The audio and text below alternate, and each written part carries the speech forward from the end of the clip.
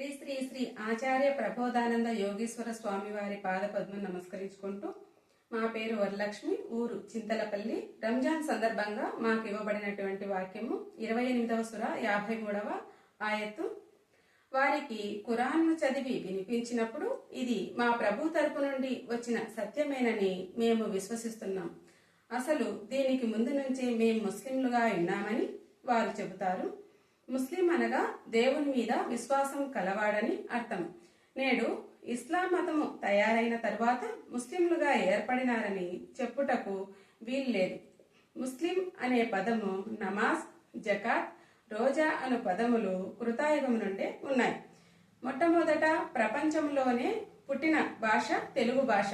మొదటి భాష అయిన తెలుగు భాషలోని తెలుగు పదములే నేడు చెప్తున్న నమాజ్, జకాత్, రోజా, ముస్లిం అనే పదములు. అవి ఈ మధ్య కాలంలో తయారైన అరబీ భాషలో పలకబడు పదములుగా ఉన్నా అవి కృతాయుగంలో తెలుగులో చెప్పబడిన పదములే అని చెప్పవచ్చును. ఇప్పుడు ఖురాన్ చదివిన మేము ఇది ఆదిలో దేవుడు చెప్పిన సత్యమేనని గుర్తించగలిగినట్లు, పూర్వపు జ్ఞానము కలిగిన వారు నేడు ఖురాన్ గ్రంథంలో చదివిన ఇది ప్రథమ దైవ గ్రంథములోని సత్యమేనని వారు చెప్పగలరు.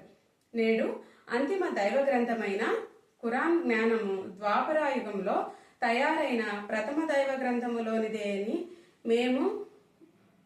దీని ప్రకారము మేము ముందు నుంచే ముస్లింలుగా ఉన్నామని మా లాంటి వారు చెప్తున్నారు. అంతేకాక నాతో సమానమైన ముస్లింలు కొందరే ఉన్నారని, మిగతా వారంతా సంపూర్ణ జ్ఞానము తెలియని దాని వలన సంపూర్ణ ముస్లింలు కాదని చెప్పవచ్చును.